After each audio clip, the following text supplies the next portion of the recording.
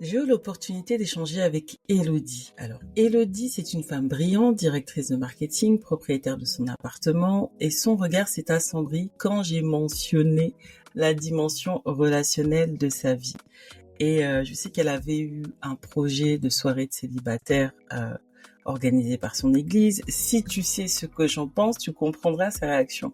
Quand j'aborde le point, elle me dit « Non, t'es sérieuse ?» Et ce qu'elle me dit, c'est qu'elle a déjà participé à ce genre d'événement, que forcément, comme je lui dis souvent, il n'y a pas beaucoup d'hommes, mais surtout, ce qu'elle me dit, c'est que les hommes qui sont présents cherchent des femmes soumises. Ça ne veut pas dire qu'elle ne veut pas être soumise, ça veut juste dire que elle se voit comme une femme plutôt autonome. Et puis, l'un des hommes qu'elle avait rencontré durant une soirée semblable lui avait demandé si elle était prête à abandonner sa carrière. Et ce qu'elle s'est dit littéralement, c'est que je mérite quelqu'un qui comprend mon ambition. 6 mois plus tard, elle m'a rappelé et elle était bouleversée. Et ce qu'elle me dit, c'est que sa meilleure amie avait décidé de participer à cette soirée en question. Elle y a rencontré un homme qui lui correspondait, un entrepreneur chrétien qui soutenait totalement sa carrière et il s'était fiancé. Et elle s'est dit, j'ai peut-être jugé trop vite. Maintenant, la question que je te pose, c'est combien d'opportunités as-tu manqué parce qu'elles ne correspondaient pas à l'image que tu avais de ton futur? Bonjour, je suis Patricia et bienvenue dans ta Daily Dose de Sagesse. Aujourd'hui, nous allons explorer comment notre ego peut transformer des opportunités divines en situations que nous rejetons sans même leur donner une chance. Pour comprendre comment l'ego déforme notre perception, plongeons dans l'histoire de Naaman. Naaman était un général syrien respecté et puissant. Imagine à peu près l'image d'une femme de carrière à succès. Il avait tout, statut, richesse, admiration, sauf la santé. Il souffrait de la lèpre. Et quand il apprend qu'un prophète en Israël pourrait le guérir, il part avec des chariots remplis d'or. Imagine-toi préparant ton meilleur tailleur pour un rendez-vous, anticipant une superbe connexion. Mais que se passe-t-il ? Élisée n'accueille même pas Naaman en personne, il envoie son serviteur, un messager, lui dire « Va te laver cette fois dans le Jourdain ». C'est comme si tu t'attendais à un homme qui coche toutes les cases, spirituel, ambitieux, tout ce que tu veux, et qu'on te présente un homme que toi-même tu qualifies de simple, qui t'invite à un café plutôt qu'à un dîner gastronomique. La réaction de Naaman est révélatrice. Il fut indigné. Je me disais qu'il sortirait vers moi. Les fleuves de Damas ne valent-ils pas mieux que toutes les eaux d'Israël? Son ego était tellement blessé qu'il préférait repartir avec sa lettre plutôt que de suivre ses instructions qui lui semblaient indignes. Heureusement, ses serviteurs lui ont parlé avec sagesse et il accepte finalement. Il se plonge dans le Jourdain et sa peau est complètement guérie. Cette histoire illustre parfaitement comment notre ego peut nous faire manquer des opportunités relationnelles simplement parce qu'elles ne ressemblent pas à ce que nous avions imaginé. Voici 4 phrases que notre ego nous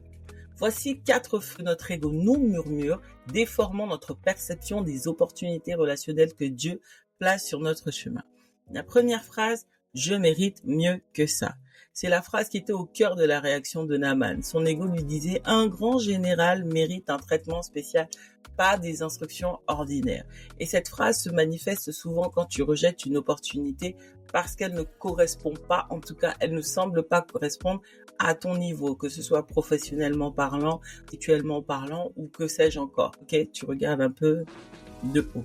La deuxième phrase, c'est « Si c'était vraiment de Dieu, ce serait plus facile ». Pour Naaman, se plonger dans le Jourdain boueux semblait indigne. Son ego lui disait « Une guérison divine devrait être plus impressionnante ». Et dans cette vie, cette phrase apparaît quand tu abandonnes une relation potentielle au premier obstacle. C'est comme si tu étais en recherche d'une relation sans effort, sans défi. Ça n'existe pas. Ça n'existe pas. Mais tu te dis, si c'était la bonne personne, tout serait naturel et facile. Troisième phrase, les autres devraient reconnaître ma valeur d'abord. Naaman s'attendait à ce qu'Élisée reconnaisse son statut. Son ego lui disait, le prophète devrait venir à toi et pas l'inverse. Et dans ta vie, cette phrase se manifeste souvent quand tu attends de manière passive que les hommes prouvent qu'ils te méritent avant même de leur donner une chance. Est-ce que ça a du sens? Quatrième phrase, j'ai déjà ma propre vision de ce que ma relation devrait être. C'est la plus subtile. Elle nous fait comparer une opportunité divine avec notre propre scénario idéal. Mais moi, j'ai une question. Et si le plan de Dieu était meilleur que le tien? Alors te voici à un tournant. Tu as le choix de continuer à laisser ton ego filtrer les opportunités, risquant de manquer la bonne personne, celle que Dieu a préparée pour toi. Et option numéro 2, prendre une décision qui va transformer, réorienter ta vie dès aujourd'hui. Et cette décision est puissante, d'autant qu'elle est simple. Choisir de voir la valeur réelle des personnes au-delà de tes critères préétablis. Je comprends ta liste de critères. Quand tu rencontres quelqu'un, tu la passes au scanner. Aujourd'hui, je te demande de te détacher de ce résultat. Naaman a finalement fait ce choix. Numéro 2, non seulement sa peau a été guérie, restaurée, mais son âme aussi. Il a dû s'abaisser pour être élevé. Aujourd'hui, je ne te demande pas d'abaisser tes critères, mais avec 3 actions concrètes, tu vas pouvoir réévaluer, j'ai envie de dire, ta méthode de notation pour apprécier si une personne te correspond ou pas. La première action que tu dois faire, c'est choisir l'ouverture plutôt que de te restreindre à des exigences préétablies. Lorsqu'une opportunité se présente, au lieu de te demander « correspond-il à ma liste ?» demande-toi « y a-t-il quelque chose d'unique chez cette personne que je pourrais découvrir ?»